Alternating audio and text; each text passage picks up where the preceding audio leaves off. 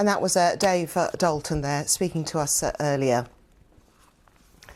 Now, plans for a phone service aimed at protecting lone women walking home have been announced by BT. The company's chief executive said that the firm started to develop the system in the wake of the murders of Sabina Nessa and Sarah Everard. BT has set out its plans in a letter to the Home Secretary. Some campaigners argue such a service does not tackle the real problem of male violence.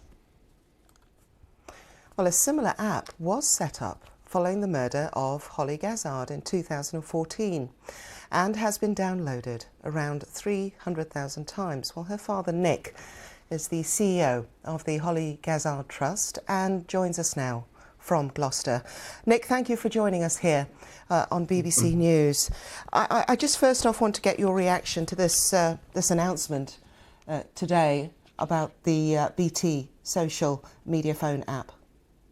Yeah, in one way, I'm really, really pleased because it means that the government are taking this issue very seriously. But on the other hand, I'm a little bit disappointed because we have been trying to work with the government and ministers for a very long time now with respect to our own app called Hollie Guard, and it actually has the same functionality that the BT app proposes to have, but has a lot more functionality. So, we are a bit perplexed as to why the government aren't speaking to us. But as soon as a big giant comes in, they start to speak to them. So, we'd like to speak to the government. Our app is up and running. It's tried, it's tested. It's been working now for 6 years. And we could put that out tomorrow to the whole country. I mean, realistically, you could be working with the government, with BT, to really push this out there, couldn't you? Absolutely, and we're quite prepared to do that, because we have a product already. The research, the development has gone in for a number of years. All the issues have been ironed out over a few years. So we have an app now that really does make it special for users, and it helps to keep them safe and feel safe. And that's the reaction that we're getting from those people that use our app. Well, Priti Patel did say that this is exactly the kind of innovative scheme which would be good to get going as soon as we can, hopefully. After hearing you speak, she'll be reminded that it is already going. Now, you said that there has been a lot of research done. Obviously, it's been used for 6 years. Could you just take us through, please, what you've learned? Who is using this app? When are they using it? Because the BT app, they're saying, is to help women walk home. But yours isn't just for women, is it? No, absolutely. Our app doesn't differentiate. Our app is for everybody. Anyone who wants to feel extra safe or feel safe when they're out of the house, then if they download Hollie Guard and activate it, that will help them feel safe and stay safe.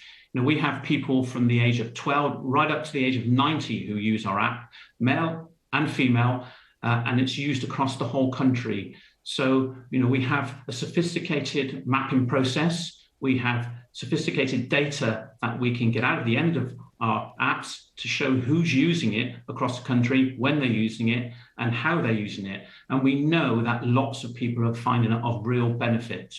When are they using it, Nick? What have you learned? Because this is really fascinating.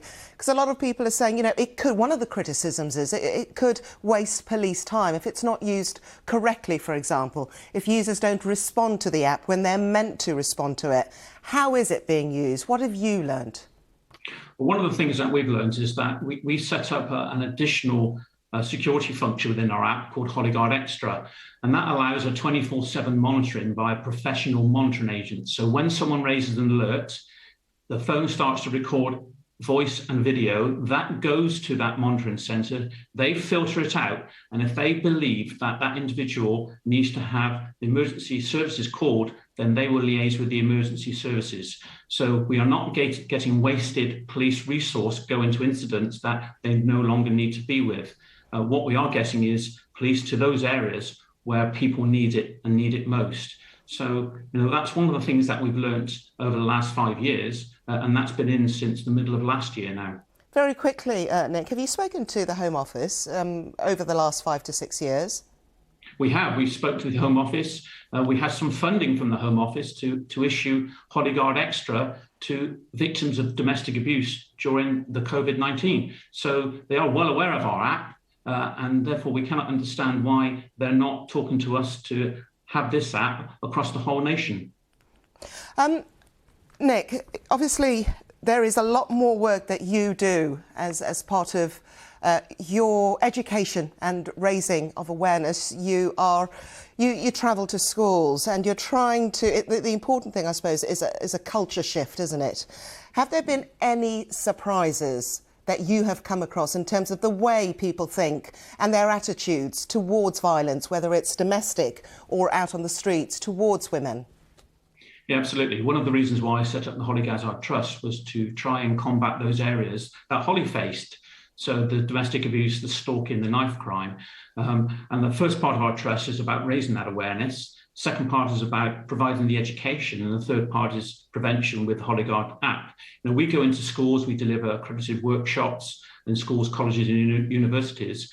And one of the things that surprised me, it is frightening how much young people don't know what a healthy relationship is. And that's where it really starts. And we have to try and teach our young people about healthy relationships and ensure that if they can identify when they're getting into an unhealthy relationship, identify the red flags, they can talk to someone about it and hopefully get themselves out of that relationship safely. So that's one of the big things that we've learned since we've been going into schools and delivering our programs. Have you seen any improvement in the agencies working together, Nick? Yes, I have. Over the last 7 years since Hollie has been murdered, I think agencies are starting to work together. It's one of the problems when Hollie was murdered that, information was out there, the red flags were there, and individual agencies had those, but they didn't pick up on them and they didn't liaise together. For example, the perpetrator of Hollie's murder, he was arrested 23 times in the preceding 6 years before murdering Hollie. He had 2 previous partners that he put into hospital. So, these flags were out there, but there was no actual cohesion between the agencies. That's a lot better now, but I still believe that we have a long way to go. And just remind us very quickly where people can download the app. It's www.hollieguard.com. Thank you very much, Nick Gazzard. Thank you.